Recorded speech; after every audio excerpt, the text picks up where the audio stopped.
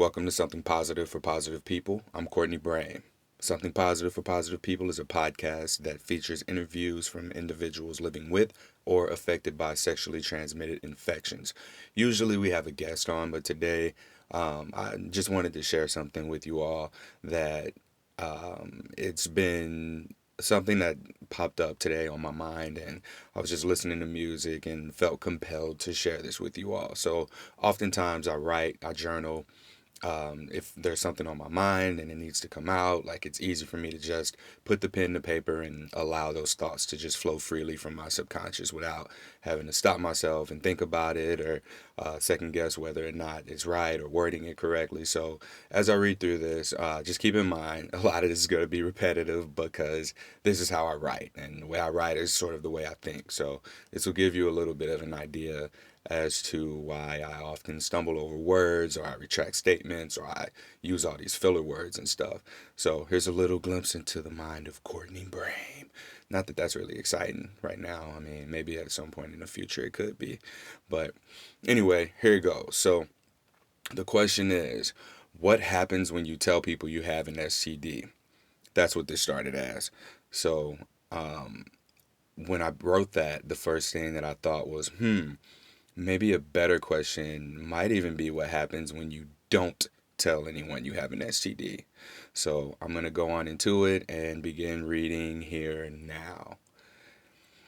I don't have the answer to that. I have an answer. I have my answer. I told people I have herpes, and I noticed I stopped caring about having it. Then I became to realize, I began to realize the people I told didn't care. Um, they didn't care like I thought they would when I didn't tell anyone. How I felt about it was exactly how other people felt about it. When I learned this to be true, I reflected on how I was when nobody knew.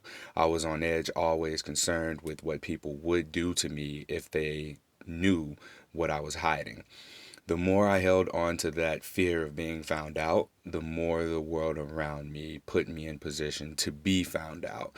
My truest feelings manifested themselves in real life around me. People would ask what's wrong more often. Women would flirt with me to the extent where even me, being the oblivious person I am, would know that it was happening. People around me would know that it was happening. And that was a very torturous thing for me. Having so many opportunities for connection, yet having to decline or ghost or play dumb only to be accused of having like a small penis or just not being good in bed at all. My least favorite saying is, you can't have your cake and eat it too. Who wants cake that they can't eat?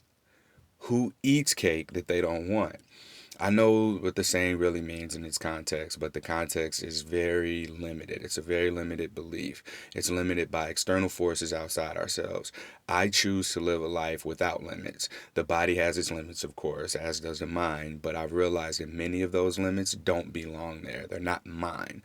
Upon realizing that there's a choice to allow these external limits to be placed on the self, you then free yourself by eliminating most of them to allow the development of your own. I want to eat my cake. So why would I let someone keep me from eating it? Okay, that's the end of the page. Hold on one second. Flip this thing over. All right. This is what happens when you don't tell anyone you have herpes. You stare at your cake. You never eat it. This conflicted with my own values. I began discovering. Oh, I scratched that off. I began discovering one of which was freedom, the freedom to eat my cake. If it's gone, you make or get another cake. There will always be cake. There won't always be a cake that is mine. This idea of possessiveness and objection is probably best saved for another conversation. I'm free to eat cake because I choose to understand there's more of it. The abundance mentality. I wrote that in parentheses. When you think of this, when you think this way, you let go of the fear of losing that cake because everyone seems to be after your cake. Realizing cake is everywhere, you're free to enjoy it as you please. Then you find that you even want to share that cake, and others have cake, and others want to share that cake with you. Then you also find that there are some people who don't really care for cake, but they're happy for you because you like cake. and they enjoy the fact that you enjoy it makes them want to help you get cake. So there's always an abundance of cake there. Nobody knows you have cake if you don't get cake openly, or if you don't eat cake openly. Since resolving the conflict of I value freedom versus I care what others think of my definition of freedom, I've become free, and cake is presented to me in hold on, I scratched something off. Cake is presented to me in all forms. Is that what I wrote? I don't know. If I mess it up, I'll go back. It's presented to me in various forms, new perspectives, connections, friends, experiences, relationships, opportunities, love, trust, understanding. By allowing myself to hide my vanilla cake to myself and just look at it, because, I'm not supposed to eat it according to the thoughts that past me believed.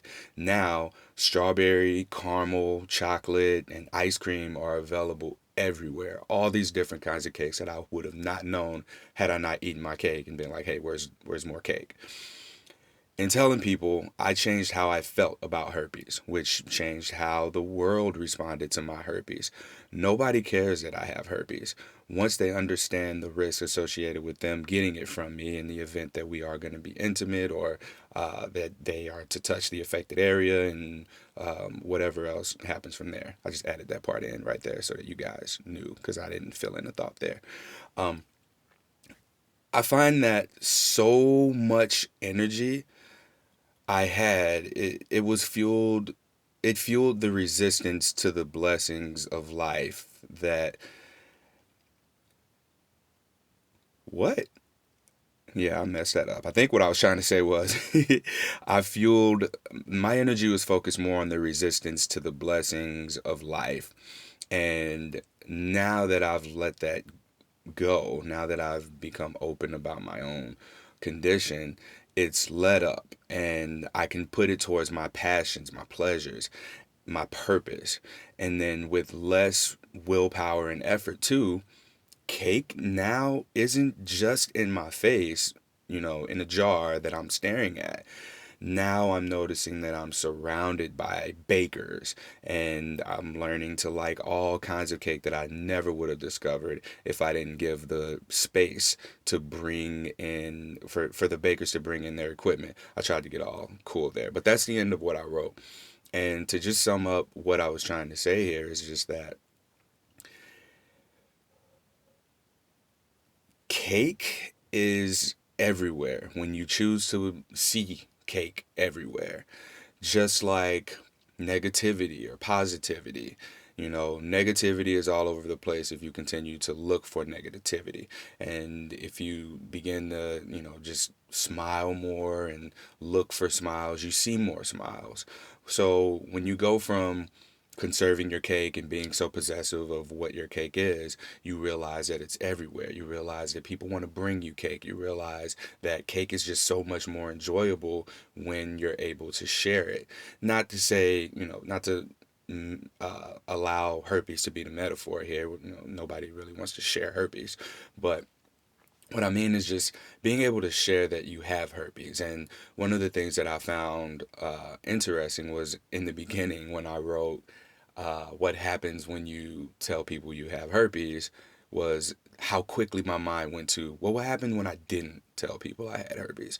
And looking back, I think that that's the biggest difference between my life and how things were going for me at that point in time versus how they're going for me now. And just the metaphor of like cake being everywhere, and now I'm surrounded by bakers. Like, when I say that, I mean I'm surrounded by people who want to, give me cake, who want me to try different cakes, who are pushing me into new experiences and outside of my comfort zone. So whatever, your cake is, the thing that it is that you're holding on to, it's a good idea to allow yourself the opportunity to be vulnerable about it or be vocal about it. Nobody can help you if you don't put out there that you want help, or if you're not going to be out there about what it is that you're looking for.